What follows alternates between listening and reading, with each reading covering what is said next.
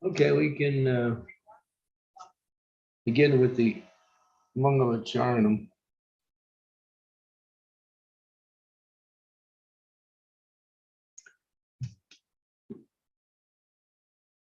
Om Gyantimirandasya Gyananjana Salakaya Chaksun Militam Yena Tasmai Sri Gurave Namaha.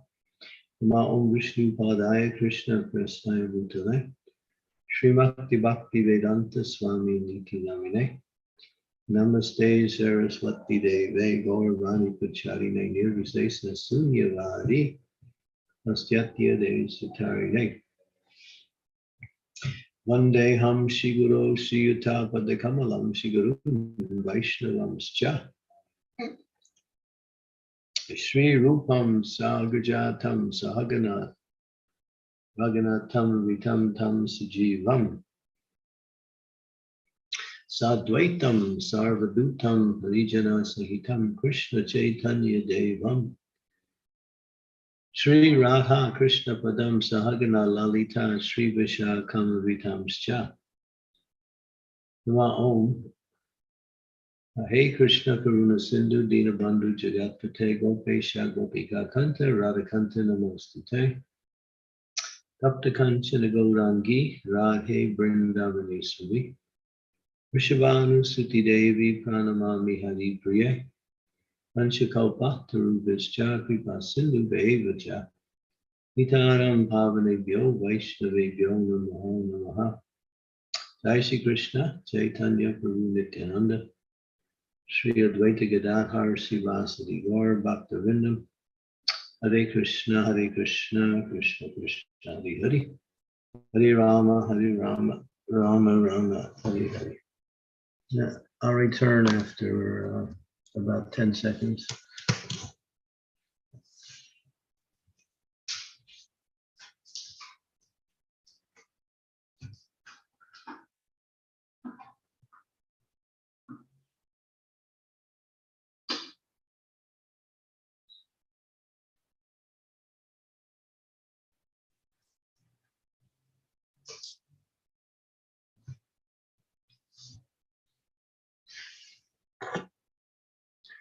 So this is the most important day of the year. The glorification of His Divine Grace A.C. Bhaktivedanta Swami Srila Prabhupada, the founder Acharya of the Hare Krishna movement worldwide.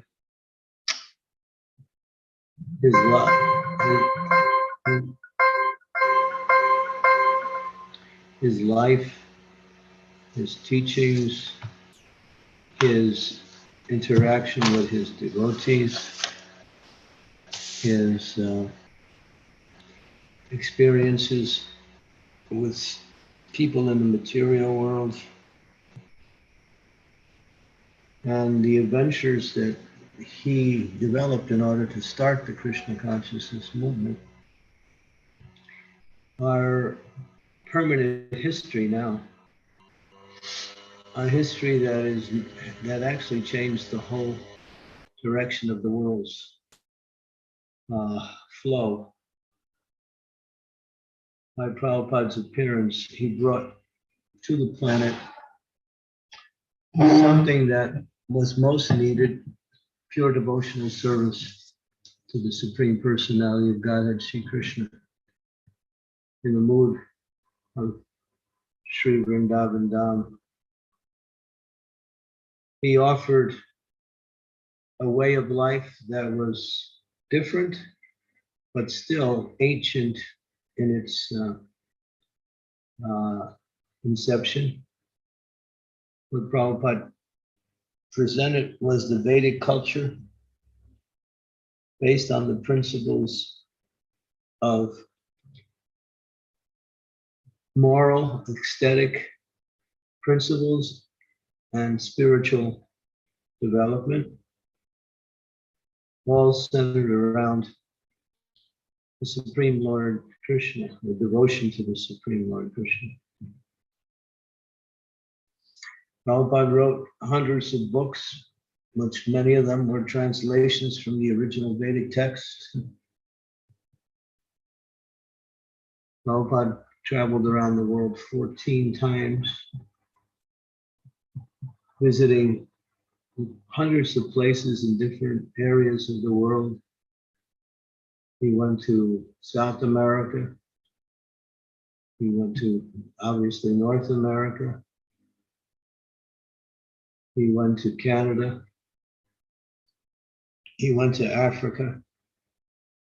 He went throughout the Asian world, Japan, India, places, a few places in that area.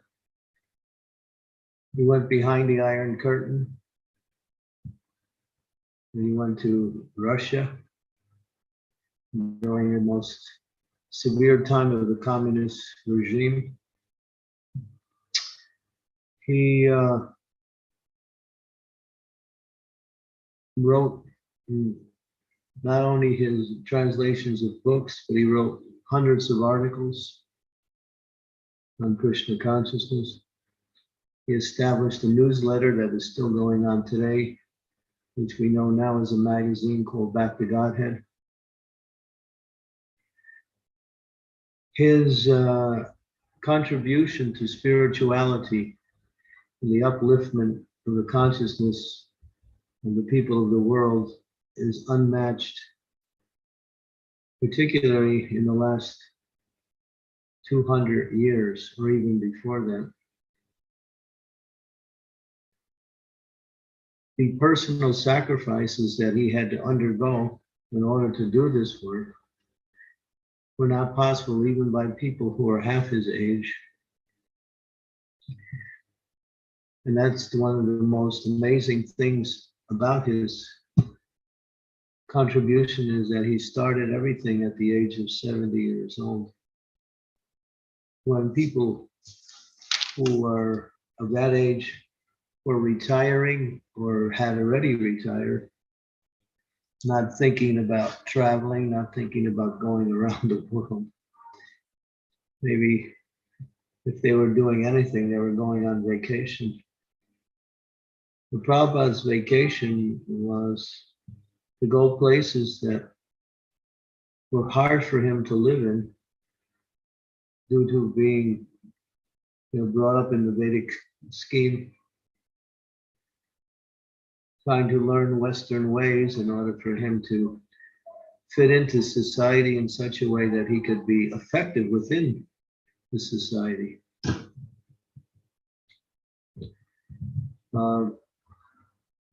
Prabhupada's health was always quite precarious during his whole time. It was not like he was in great health. One of his kidneys was not even functioning. He had many problems with ringing in his ears. He had some severe tooth problems. And there were other ailments that he had to undergo. In starting his movement, he didn't find people who were of high class nature. It was people who were the lowest of the low, people who had rejected even basic health principles, such as taking bath every day, living normal life. They were people who were addicted to various types of intoxications, illicit sex, and a lot of the sinful activities that Prabhupada preached against. These are the people he attracted to come. And so to develop a worldwide movement from what he came across, because he was willing to accept anyone who was willing to listen to his message, and also give them a chance to become full-time practitioners in the process of bhakti yoga, which is the highest form of yoga. It's not undergone by so many people because it's exclusively focused on devotion to Krishna. Most people, when they come to spiritual life, and I use the example, I use the emphasis most, they are not inclined to give up their material ways. They're inclined to add something spiritual to their material life. The Prabhupada told us the material world is simply a place of suffering, and you are part and parcel of Krishna. You don't belong in this material world, you belong with Krishna back in the spiritual world. Your nature is eternality, full knowledge, and always happy. And Prabhupada even said when he was coming, he said, when I come to the Western world, they will say, Swamiji, why have you come? We've got so many religions. And I will tell them, I've come to teach you what you have forgotten. And they will also say, Swamiji, I will say to them, no illicit sex, no intoxication, no meat eating, no gambling. They would say, now go home. Go back to India. This we don't need. But Prabhupada was mission impossible.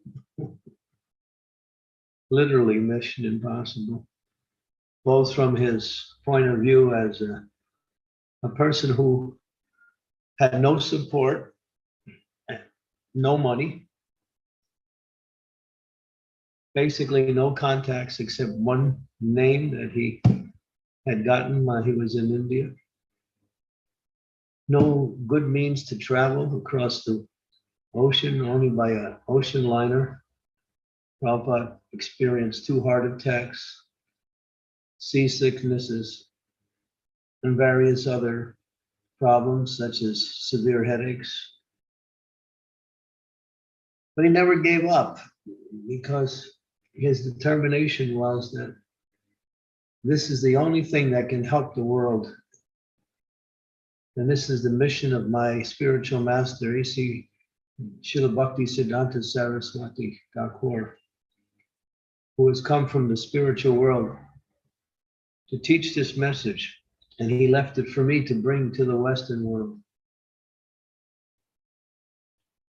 And Prabhupada was relentless. He was uncompromising, just like when he began his society. They were looking for the name. Now you have to remember, this was 1966. They had one storefront in New York City, in the Bowery. And Prabhupada said, they wanted to name it, Prabhupada said we should name it the International Society for Krishna Consciousness. He said, Prabhupada, people don't know about Krishna. It'd be better to call it International Society for God Consciousness. Prabhupada said, if I say that, they'll bring so many gods. I'm here to teach people about Krishna. Krishna is the Supreme Personality of Godhead. He is the God of all gods. He is the source of all manifestations of this Godhead. He is the worshipable one by everyone. And Prabhupada was fixed in the knowledge that he was given. They also said, how can we call it International Society? All we have is this one little center here. There's a story when Prabhupada was walking in, I think it was Central Park, or one of the parks in India, in New York. And he sat down on a bench and he was just sitting, chanting. There was one train conductor from Iran. And he saw Prabhupada sitting there, so he was curious, who is this man? He's dressed like some person from another country. So he sat down and he started a conversation with Prabhupada, asking him who he was and why he was here. And Prabhupada was very cordial, answered some of his questions. And then at one point, Prabhupada said, I've come to establish temples, and I have 108 temples all around the world, and they are separated by time. In other words, he had no temples at the time. The Prabhupada would say, I have 108 temples. Now we have more than that. When Prabhupada disappeared from the planet, we had 108 temples. Now we have more than that. Farm communities, restaurants, schools, smaller little centers of gatherings for devotees, and various other projects that are being developed within the context of ISKCON. So Prabhupada's vision was big, although from the point of view of what he had at the time when he was speaking, it seemed impossible, or he seemed like he was not even speaking, properly. That train conductor was thinking, this person's very nice, but I think he's speaking quite crazily. It's interesting, not too many people know this, but I received a letter back in the 1990s from one person who was in jail. And he told me that when he was in one temple, it was the Seattle, Washington temple, that same train conductor came to the temple. He saw Srila Prabhupada's deity sitting on the Vyasasana. He got quite emotional, and he explained in his emotional outbreak that he met Prabhupada and he didn't believe what Prabhupada was saying, but now he saw that what Prabhupada was saying was actually reality. So Krishna arranged for that same train conductor to hear the truth, although he didn't believe it initially. Interesting little story. But Prabhupada's contribution to spirituality around the world. But Prabhupada's vision was not to become one of the many religions in the world. He said, this is not our business. We are teaching true spirituality. Doesn't matter what religion you are practicing, it doesn't matter what background you have, economical background, social background, political background, cultural background. Whoever you are a spirit, soul, part and parcel of the Supreme Lord Sri Krishna. So everyone is qualified to practice Krishna consciousness. It's not an Indian movement. It's a spiritual movement that transgresses all forms of boundaries based on material designations. But Prabhupada said, many of our devotees many of the men and women that I attracted, they were coming from different religious backgrounds, Christian, Jewish, and others. But they saw what Prabhupada had was relevant to their own spiritual development. And it was easily practiced. So, and Prabhupada's vision, again, was not to become one of the many religions in the world. He said, I want to create a revolution and change the whole basis of human life towards Krishna.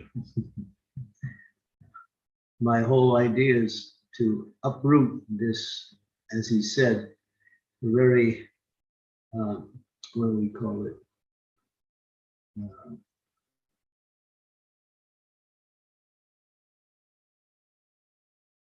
Soul-destructing civilization. He called it soul-destructing.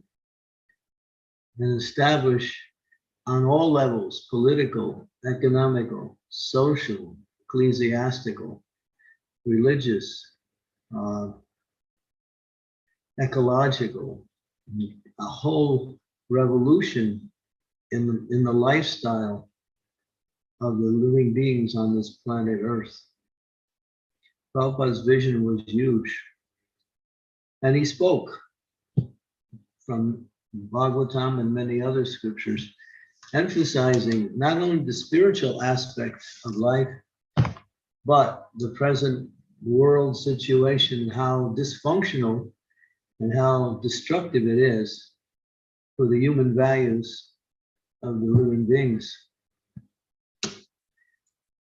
And he spoke strongly, regularly, without compromise. Sometimes people say Prabhupada spoke too strongly.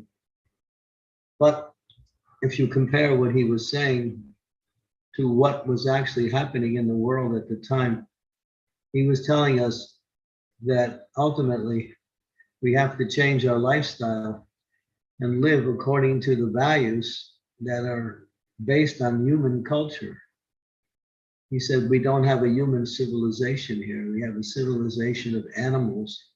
We're simply engaged in the animal propensities of life, eating, sleeping, mating, and defending, working hard just to gain these things. And therefore, people are so unhappy and so disturbed by nature. But Prabhupada's vision for transformation of the world was beyond what we know as just another religious movement.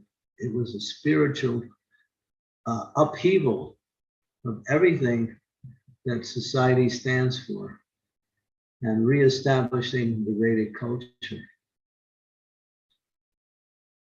And Prabhupada was successful in many areas, and his success is still being manifested through his followers.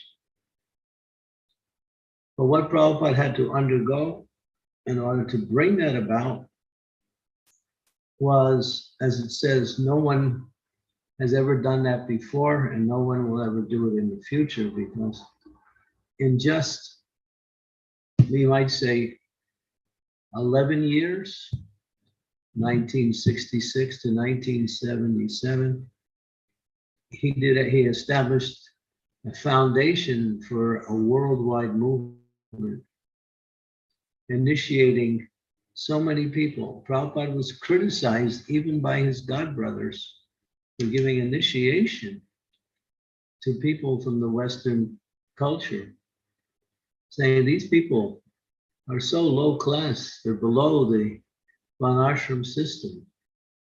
They're addicted to eating meat and all kinds of illicit and sinful activities. They can never become Brahmanas. They can never practice spiritual life.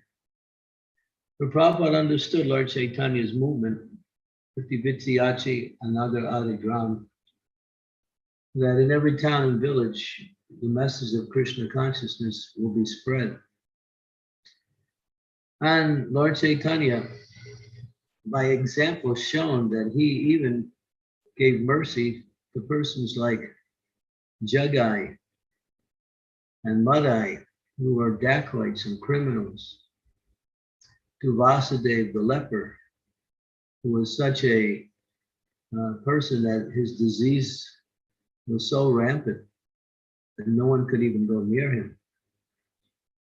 Now, Lord Chaitanya uplifted so many, and Prabhupada, as a follower of Lord Chaitanya, understood that, yes, everyone has a right to practice Krishna consciousness.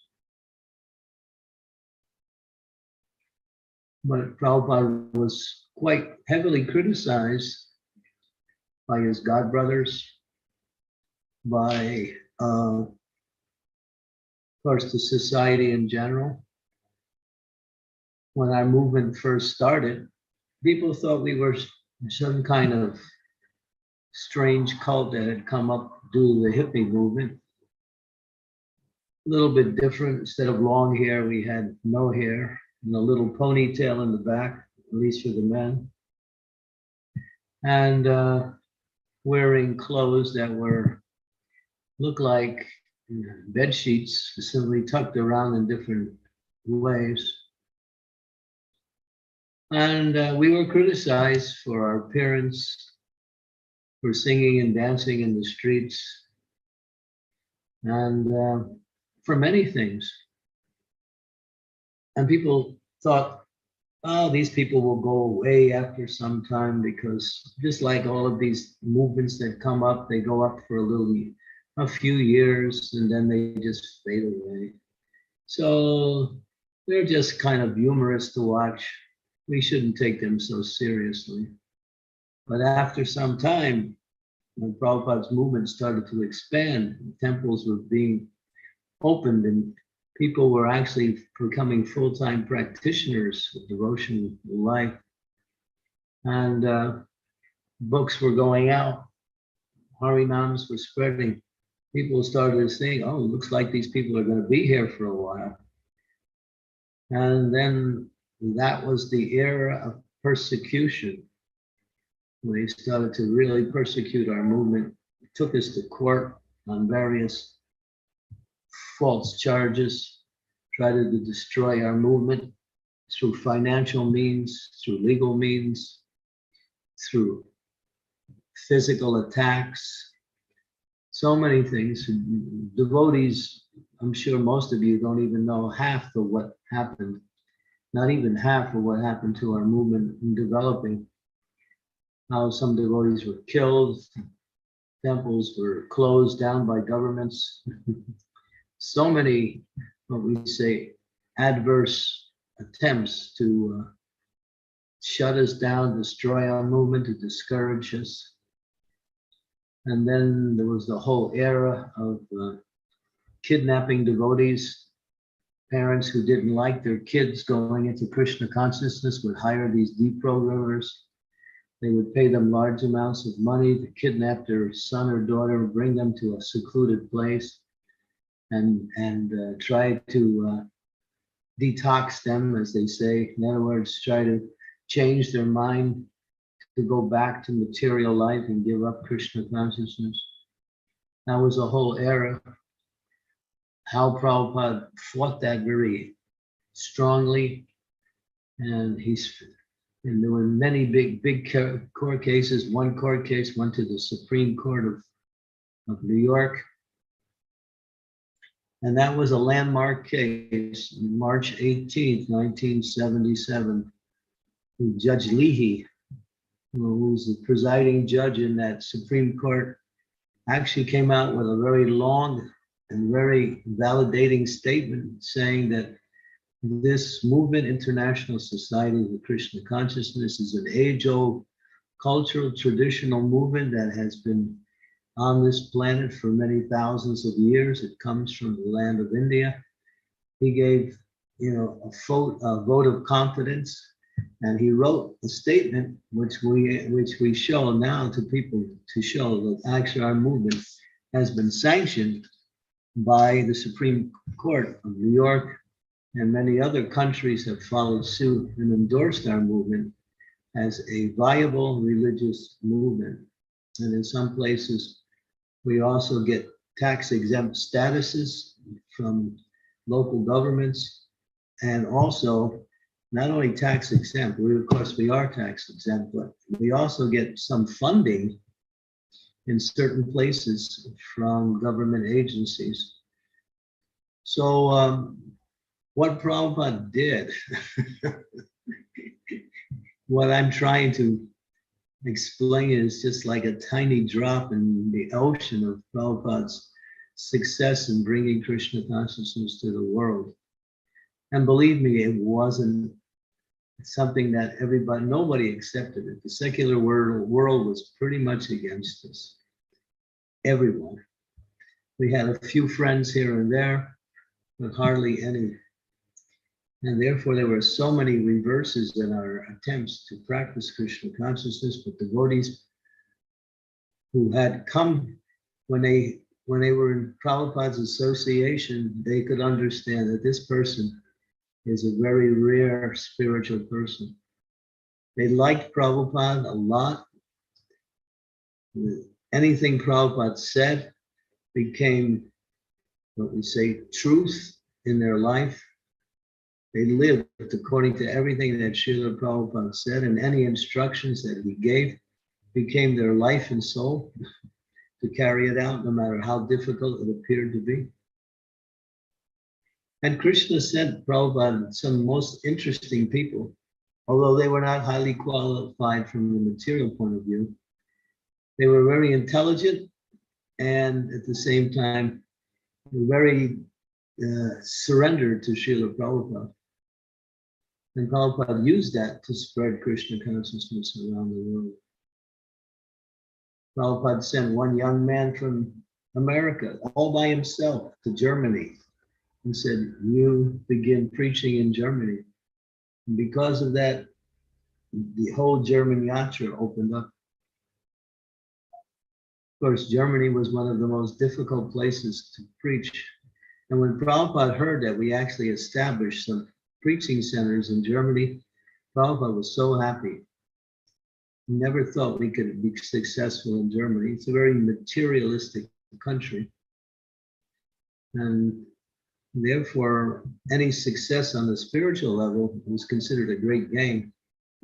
But the devotees persevered and opened places all around the world, even in places behind the Iron Curtain, places in communist countries, places in Islamic countries, places where devotees, if they would be caught, they would be put in jail, put into prison, or maybe even executed. But devotees didn't care because it was for Prabhupada, it was for spreading Krishna consciousness. So what I'm trying to say is how much dedication, how much faith, how much loyalty Prabhupada established in his followers, that they were willing to do anything to please Srila Prabhupada. Of course, they questioned Prabhupada many times, but that questioning was good because Prabhupada liked that, to bring out his philosophy, to bring out the understanding of Krishna consciousness.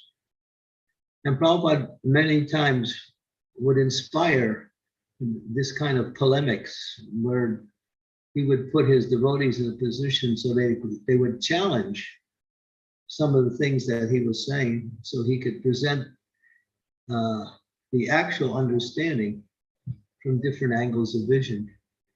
If you listen to the morning walk conversations, and there's many of them, there's actually, I don't know how many, over 100 morning walk conversations, you'll find some of the most interesting understandings of Prabhupada's expression of Krishna consciousness. That's all based on discussions. When you get into discussions, you really get into the essence of the knowledge.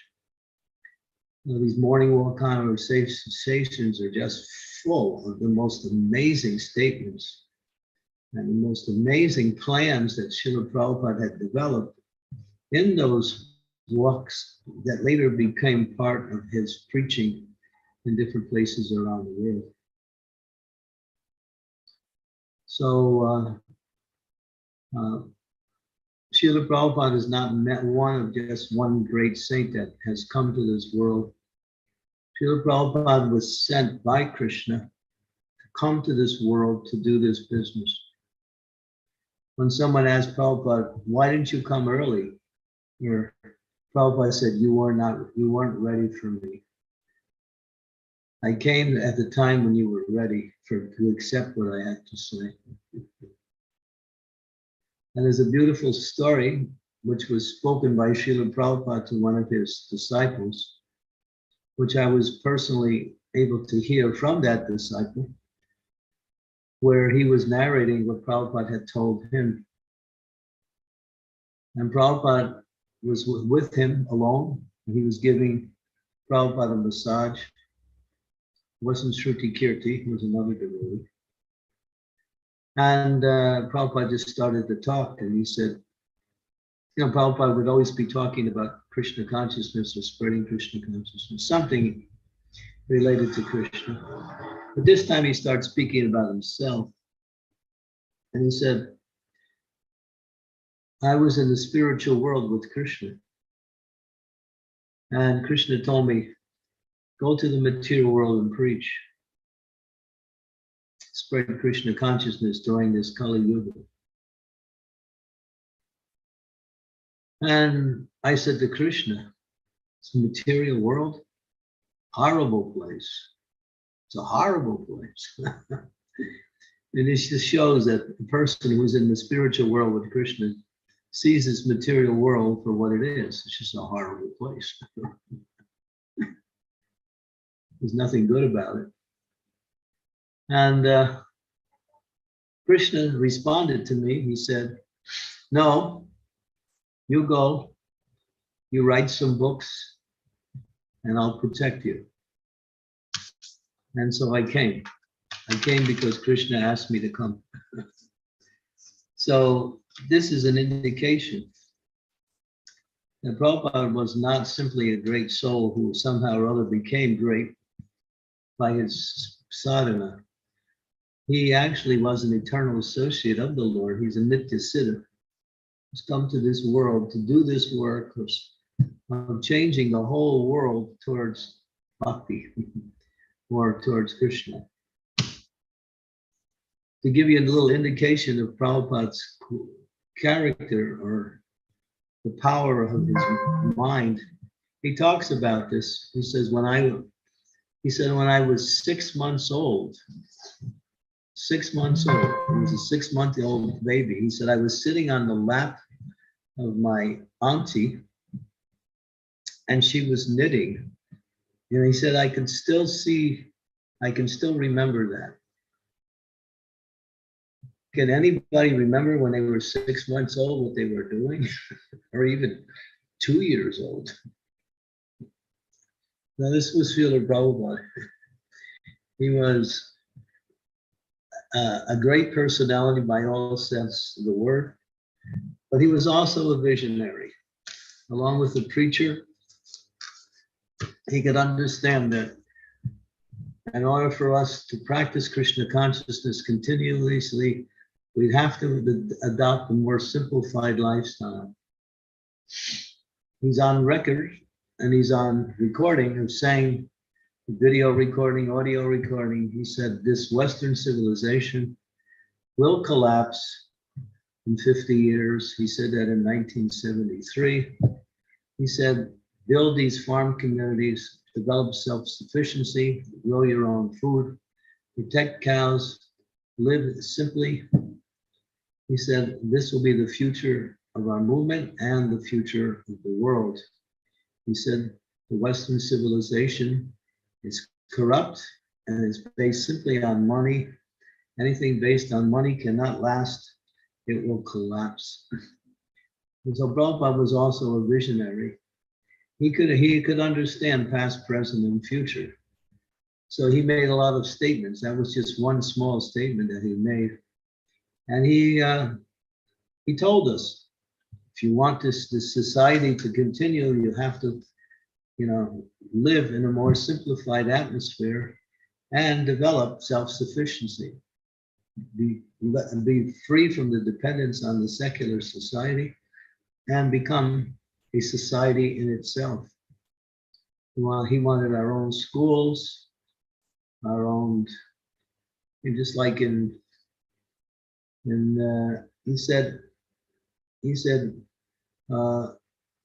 in Navadvip, where Lord Chaitanya, he said we should make a proposal to pull away from India as a landmass and start our own country, the area of Navadvip, where Lord Chaitanya was born and preached, and begin our own country there, and we will have our own money, and we'll call the money Chaitanya's. This was Prabhupada. He said, here, we'll have our own currency, and then we'll call it Chaitanya's. So Prabhupada's vision was huge. But as we see, as time goes on, it's gradually manifesting in different areas. And so one of the most, and as he said, when he left the planet, he left in 1977, he said only 50% of my mission has been established. I established temples, I wrote books, distributed that knowledge, I engaged people in devotional service and coming from all parts of the world. But we need a lifestyle that is conducive to the practice of spirituality and to human resources, aesthetic values, moral principles. said, build these farm communities. He said, this is the part of my mission that needs to be completed. But Prabhupada left that for us to do, along with many of the other things he also left us for. It's the legacy of Prabhupada's mission. So we are very fortunate, and I use that word with great emphasis, to have come in contact with Srila Prabhupada and with this movement.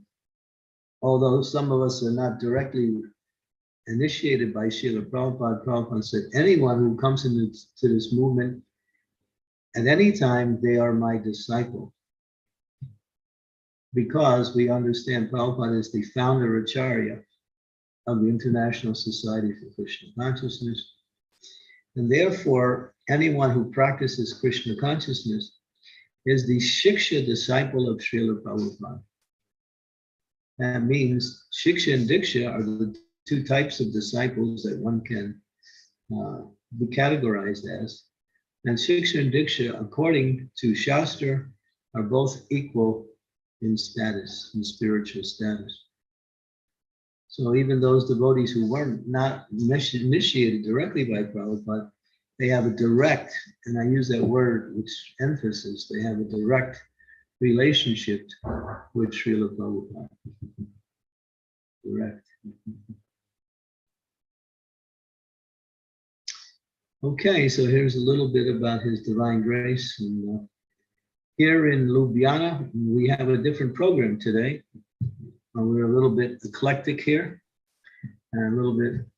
We were seeing that the day after Janmashtami, when you try to celebrate Srila Prabhupada's appearance day, it becomes difficult if you do everything in the morning, which is the history in most temples.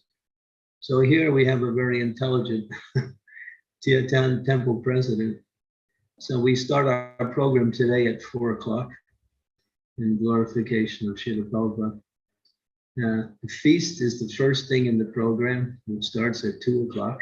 Of course, we had a Harinam this morning, and about 25, 30 devotees went out in the streets, and that was the kickoff of the day. We're coming up to 2 o'clock now here, and so soon the feast will be served out. At 4 o'clock, there'll be kirtans, then there'll be pravachan about Srila Prabhupada, and there'll be an abhishek for Srila Prabhupada, there'll be Puspanjali, and also talks and glorifications of Srila Prabhupada by devotees. And so that will comprise, that'll go from 2 o'clock all the way up to 8 o'clock this evening. So maybe some temple leaders can take heart that we find that it's very difficult to honor Srila Prabhupada because such a big festival of Janmashtami and such a late night program keeps devotees. I mean, I went to bed 2 o'clock in the morning last night. And so try to get up at, early and then be ready to celebrate Srila Prabhupada. And becomes less people become available. So people are struggling. And so there was one devotee, very senior devotee in our movement. He made a proposal to the governing body commission of our movement to shift Srila Prabhupada's appearance day festival to another day. But it was rejected. But here we're doing it the next day, but we're doing it later in the day, which will allow more and more devotees to participate in the festival. Now, just a little advertisement. Okay, so, I mean, what I can speak about Srila Prabhupada is just unlimited. And I would suggest, I mean, there is a beautiful and very authoritative biography written by one of Prabhupada's first disciples, Satyarup Maharaj, on the life of Srila Prabhupada, which covers in a very, what we say, narrative way, Prabhupada's life with us. So devotees should read that. And that's a must read, actually. It's becoming more and more a principle of uh, uh, a duty to read that book, because if you don't know about Srila Prabhupada, you don't know about the Hare Krishna movement.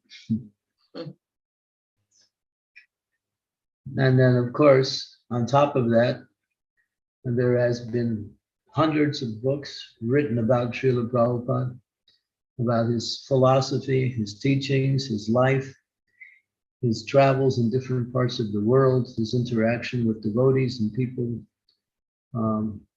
in practically every area of the world. I have a whole bookcase, a huge bookcase, just one bookcase dedicated to Srila Prabhupada. And I don't even have all of the books. So there's an ocean of transcendental nectar centered around the life of Srila Prabhupada. Because when you know Srila Prabhupada, you know Krishna consciousness. Thank you. Thank you so much, Guru Maharaj. It was so nice, nectarian, complete nectarian to listen. Srila Prabhupada's journey, dedication, commitment, and compassion, from a lotus mount today morning. So it was amazing. Thank you so much. And Srila Prabhupada said that he has done only 50% of the work. So it's on all of our shoulders that yes, we need to finish the next 50% of the work. And still that 50% which Srila Prabhupada did was huge. He has set up this glorious moment for all of us to, to just commit our services to Krishna. Thank you so much, Guru Maharaj. Devotees, please unmute yourself, keep your cameras on. If you have any questions, comments, realizations, please speak up. Thank you. And please remind me, just before we conclude, I have one more important announcement. Sure, Maharaj, I'll remind you.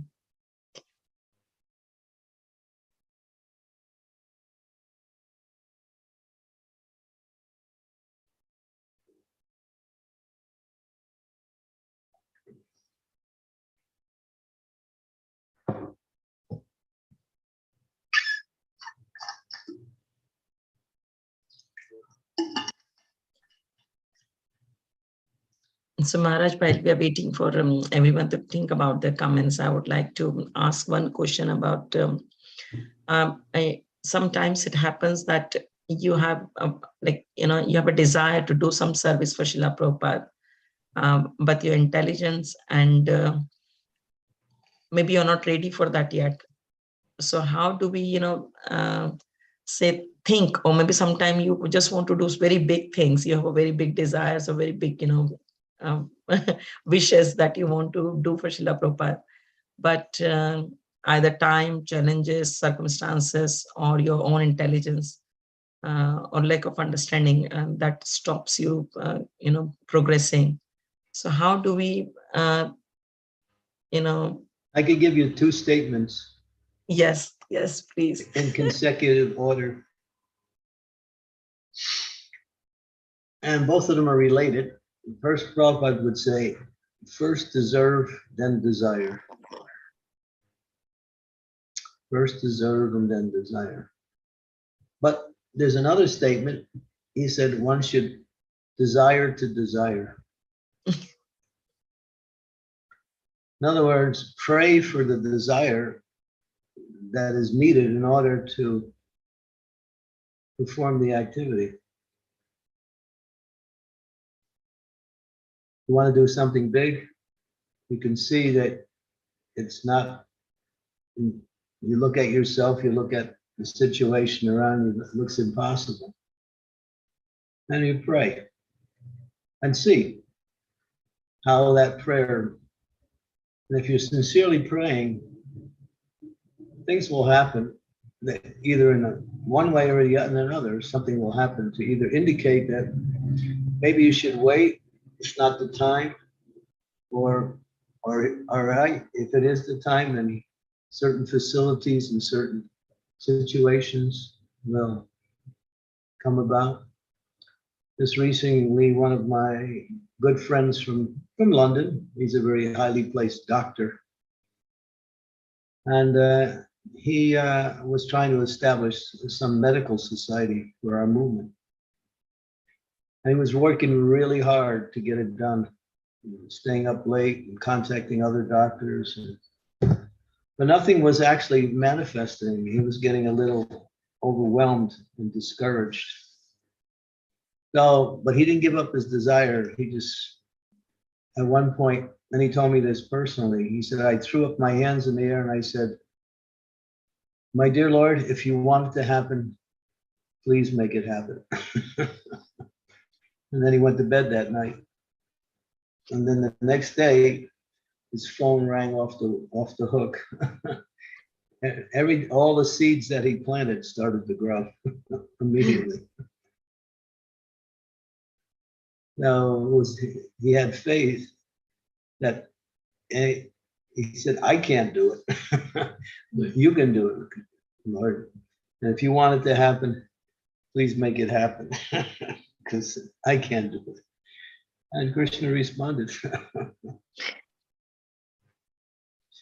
Obviously, it was a worthy adventure. And it actually is in place right now. And but that's an example of how we want to do something great, or even big, or something beyond our, what we say, our intelligence, our facility. But that's how Krishna Prabhupada spread the movement. He had devotees who thought like that.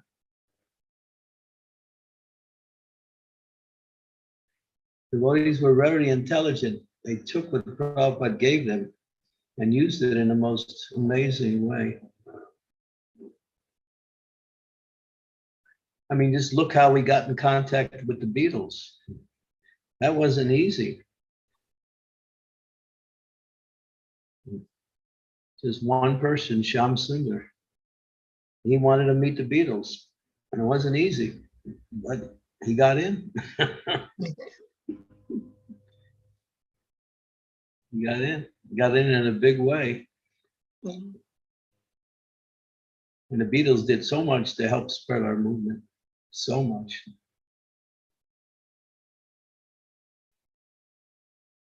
Yes. I mean, Bhaktivedanta Manor was purchased by George Harrison.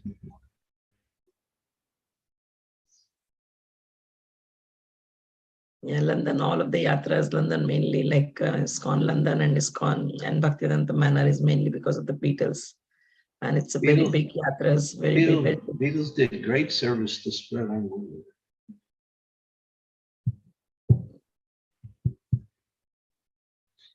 George gave a large amount of money to publish Krishna book. We didn't have the money. The book was complete, but no money to publish it. George didn't want to do it at first, but Krishna said to Shyam Sundar, he said, ask him. Shyam Sundar didn't want to ask him. You know, these big people, they get asked for money all the time and they just think people are only interested in our money. Then Prabhupada said, don't worry, Krishna will help you. So the story was that George was having dinner that night and Shyam Sundar was one of the guests for dinner. So there was a few people there. They were sitting at the dinner table. Shyam Sundar was thinking the whole time, I have to ask him. So he was looking for the right time. And then apparently the right time came. And then he said, you know, Bhaktivedanta Swami, he has written this Krishna book and he wants to publish it. And he explained a little bit about it. He said, but we don't have the money. We need $19,000, 19,000 pounds, no, $19,000 to publish the book. Can you give the money? And the look on George's face was, oh no, they're asking for money. But as soon as, right after he made his thing, and then George was sitting there, not very happy about it, a lightning bolt, thunderbolt, hit the building and knocked the lights out. all the power went out in the building. It crashed and everything went out. Everyone was sitting in darkness. Right after that, it was complete quiet. And after a few moments, the lights went back on. George had a big smile on his face. He said, "How can I say no to that?" Prabhupada said, "Krishna will help you. Just do it." Jai, Jai. Thank you. Thank you so much, Maharaj. It was very, very helpful answer. If you like miracles, this is a great movement to be in. It's happening all the time. It's Krishna's magic. It's making things happen. It looks like miracles, but it's actually Krishna. Thank you. Thank you so much, Maharaj. Namrata Mataji, you have a question? Hare Krishna Guru Maharaj, please accept my humble obeisances. Lord Srila Prabhupada. Guru Maharaj, about the Beatles, I just wanted to share one experience which I when I was in Rishikesh, Beatles went to an ashram. Beatles were actually they were interested in the spirituality, and they went to Rishikesh, and they established an ashram. There they meditated, and after that they made some guru also there, and then they wrote a lot of songs after they came to Rishikesh and meditated and established their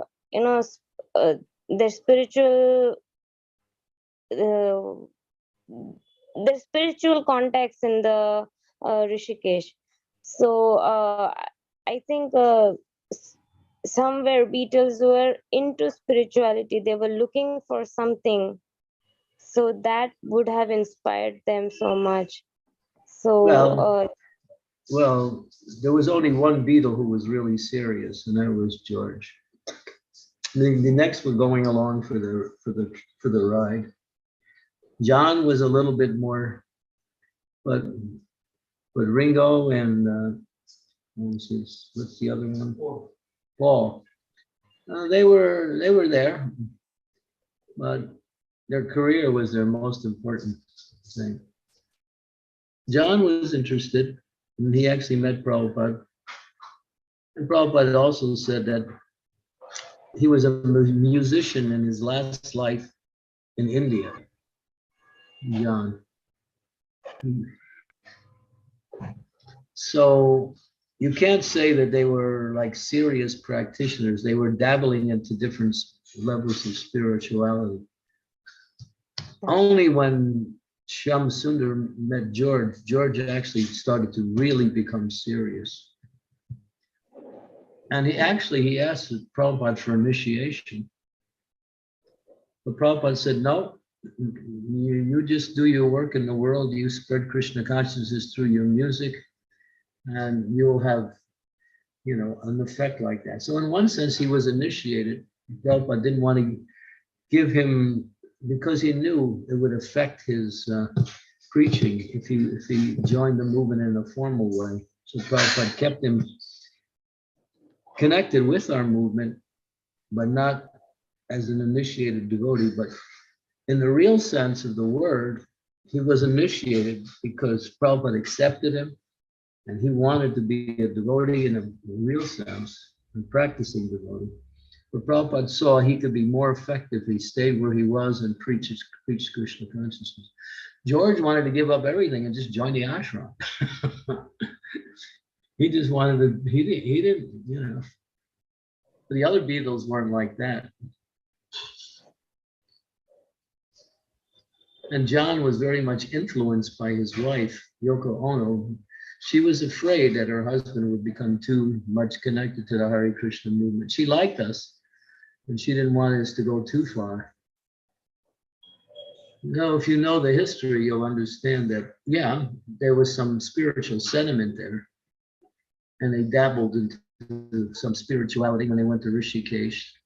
They were connected with Sachinandana Swami. That was one of the gurus. And they got inspirations because during this time, the 60s, when the Beatles became popular, there was a spiritual revolution going on around the world, especially in London and in the United States. They picked up on it. They were actually part of it. And they used their music as a way to revolt against modern civilization, to get, to establish a lifestyle based on a combination of rejection of the old ways and adopting somewhat of a spiritual life, but mixed in with material good values. And this like a few years ago, I was in Chicago, and the Beatle fans, they had a conference. They rented the Hilton Hotel in Chicago.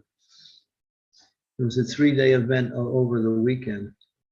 And a small group of the Beatle followers, they contacted us and they wanted us to come perform kirtan and give some talks.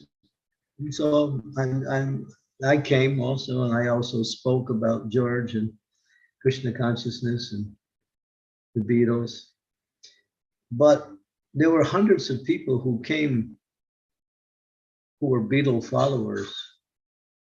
But in our group, that section that wanted us, there was about 20, 25 maybe a little bit more.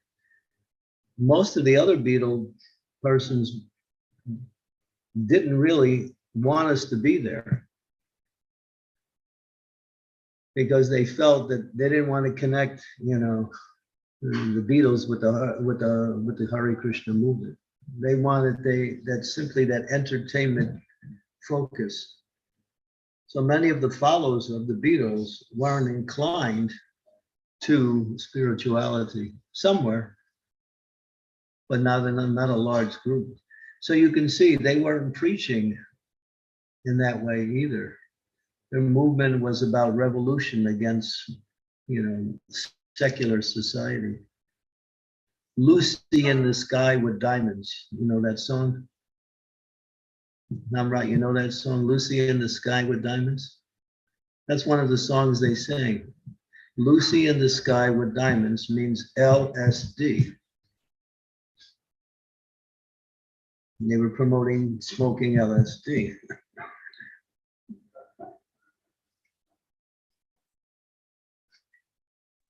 So they were a revolution against the society with some spirituality in there. But George was the one who really took to Krishna consciousness. John was favorable, but he was being pulled away by his wife. And Ringo and Paul, even today, Paul's very favorable. He's still around. He sees the devotees in London like that. But none of them took up Krishna consciousness except George.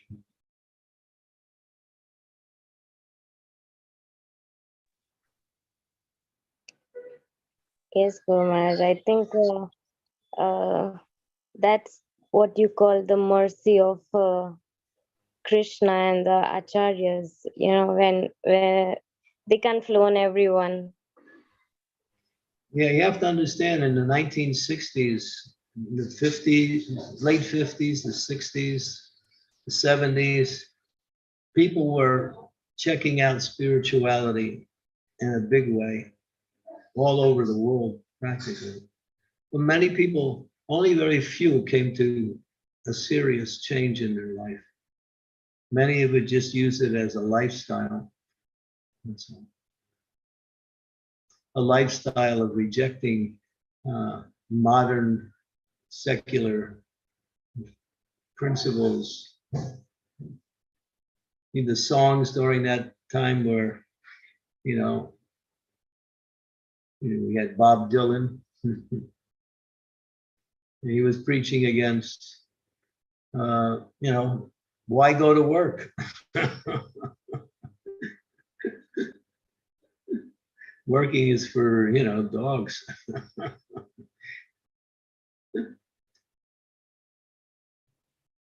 Everything was, you know, just challenging the way of life that was established, the secular way of life.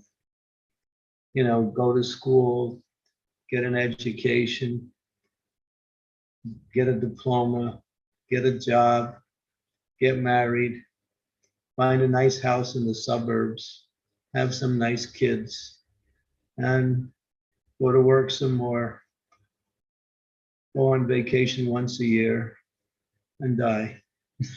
That's about it.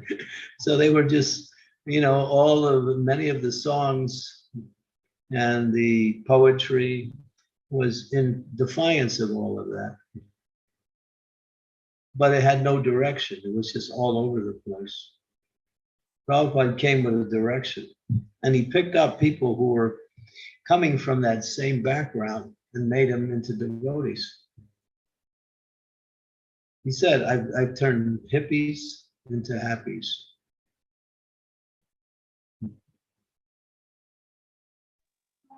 So yeah, the Beatles they dabbled in spirituality, but only George was the one who actually took it seriously. So much like Beatles, many of the culture, even in India today, they look for spiritual, for settling themselves somewhere in spirituality, but many times they end up landing somewhere at unfaithful, because maybe of their unfaithfulness in their religion. They'll end up somewhere in there's many cheaters out there, and they're just taking advantage of people. Prabhupada said there's a bogus guru coming from India every year into the Western world, looking for followers, looking for some kind of financial gain. You had Rajneesh there. The guy had 32 Rolls Royces. He created what they called sex yoga, the yoga of sex. And there was many more like that who were just coming in and just picking off the Westerners, because Westerners don't know anything about Eastern spirituality. So whoever comes, they can speak very nicely, and they can present something that's ancient and unique, but it's all based on on giving these gurus a prestigious position. Even today, I mean, you got them in India now. I can name a few of them. They pick up these Western people, and they say, I'm God, or I'm an incarnation of God, or I can make you God. But you won't find anything comparable to what Prabhupada gave. Prabhupada gave it right from the Vedic knowledge. Krishna is the Supreme Personality of Godhead, and you are his eternal servant. Prabhupada taught that, and he based everything around these two principles. Krishna is the Supreme Personality of God, and not Krishna is God. That's not what Prabhupada said. Krishna is the Supreme Personality of Godhead. He is the original source, and he is a person.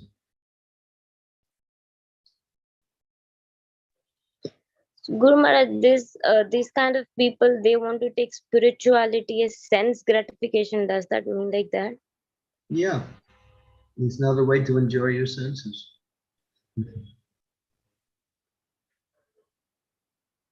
What they are expecting out of spirituality, whoever feeds them, they accept that.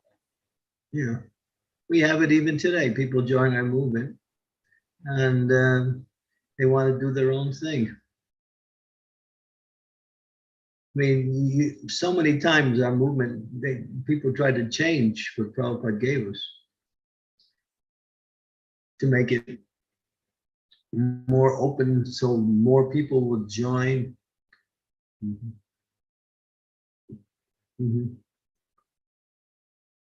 Try to break down the 4 regulative principles. Prabhupada said these 4 regulative principles are the foundation for practice of Krishna consciousness. Anything below that is one has not come to Krishna consciousness.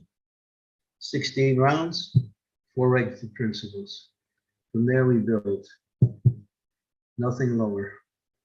People come, they don't want to chant 16 rounds. They like to come to the kirtans. They come for prasadam. They come to the classes sometimes. They're nice. But when it comes to practice, I mean, there's one country in the world, they used to come to our lectures a lot. But as soon as you speak about the 4 regulative principles, people would get up and leave.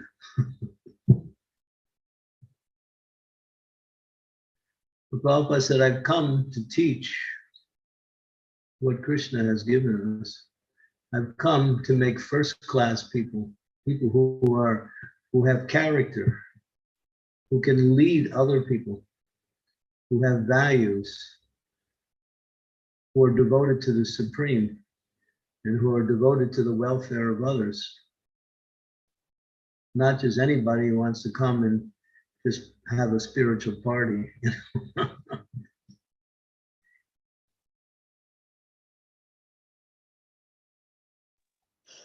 Thank you, Guru Maharaj. Thank you very much. Hare Krishna.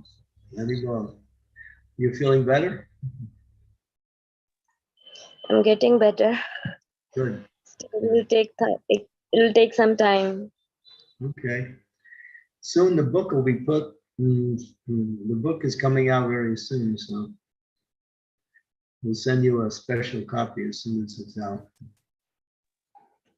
Thank you, Guru Maharaj. I'll buy one and I'll give someone also. No, you don't have to purchase anything.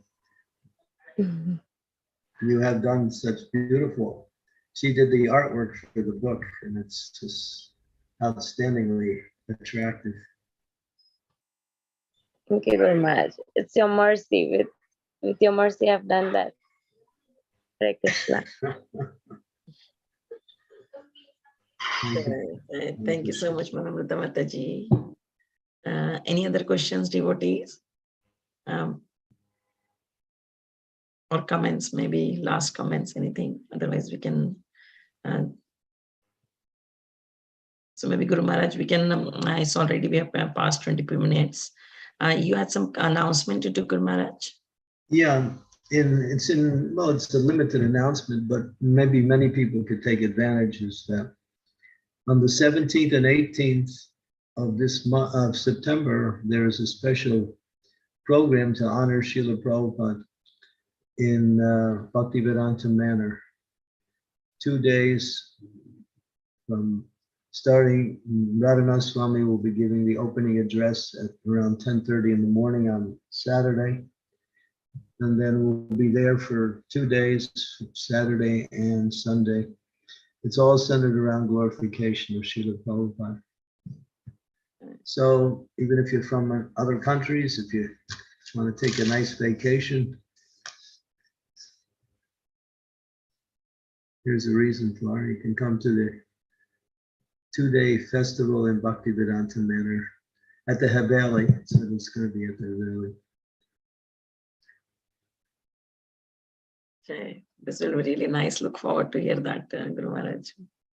Okay, thank you, and we'll see you all again tomorrow for the continuation of the series on Srimad Bhagavatam. Okay, thank you so much, Guru Maharaj, for your time and association. And thanks to you for joining.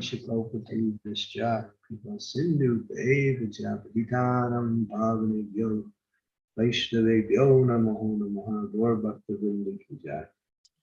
Thank you. Hare Krishna. Hare Krishna, Prabhupada. Thank you very much. Hare Krishna. Hare Krishna.